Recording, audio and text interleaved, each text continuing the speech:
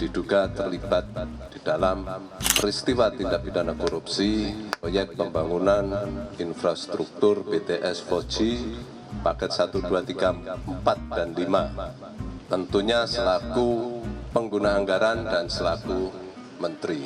Beberapa waktu yang lalu, Menteri Komunikasi dan Informatika Johnny G. Plate ditangkap dan ditetapkan sebagai tersangka kasus korupsi proyek BTS 4G Bakti Kominfo. Berkaitan dengan aliran dana, saya malah ada clue lain, bukan hanya kalau toh dianggap partai politik, bukan satu partai politik aja, karena ada supplier barang yang diduga mahal, dan itu diduga dari juga partai yang berbeda.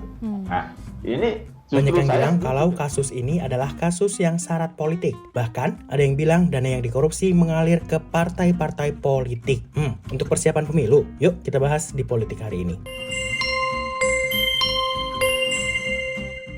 Ya, saat ditangkap dan ditetapkan sebagai tersangka, kasus Johnny G. Plate ini disebut syarat isu politik. Wajar banyak yang beranggapan seperti itu karena Johnny G. Plate sendiri adalah sekjen Partai Nasdem. Nasdem adalah partai koalisi pemerintahan pertama yang mendukung dengan terbuka Anies Baswedan, sosok yang menjadi rival pemerintah Joko Widodo sejak direshuffle sebagai Menteri Pendidikan. Waktu pemeriksaan dan penetapan sebagai tersangka dalam kasus ini pun sangat pas, seakan-akan membuat anggapan bahwa Partai Nasdem sedang dihukum pemerintah karena membangkang. Walau begitu, hal ini tidak bisa dengan mudah dibuktikan. Bahkan, Partai Nasdem sendiri yang beranggapan bahwa kasus ini memang murni tentang penegakan hukum. Kasus ini makin pelik karena setelah disebut merugikan negara hingga 8 triliun, dana tersebut juga diduga masuk ke dalam kas partai politik. Diduga ada beberapa partai yang menikmati aliran dana proyek korupsi BTS ini. Tapi tentu saja, hal ini terus akan menjadi spekulasi sampai nantinya proses hukum dijalankan. Sekarang, tinggal kita menunggu proses hukum yang ada. Jangan sampai kejaksaan jadi masuk angin dan mengadili kasus ini setengah hati, apalagi takut-takut dengan isu politis di sekitarnya. Biar bagaimanapun, tetap saja dana tersebut adalah dana rakyat. Ya mau syarat akan politis atau enggak, tetap saja yang namanya pemberantasan korupsi harus ditegakkan kan? Masa ditunda sampai pemilu? Masa mau dibiarkan cuman karena isunya syarat politis doang? Duit rakyat tuh bos. Ngomong-ngomong, Nasdem katanya membubarkan partai kalau kadernya korupsi. Jadi bubar gak nih?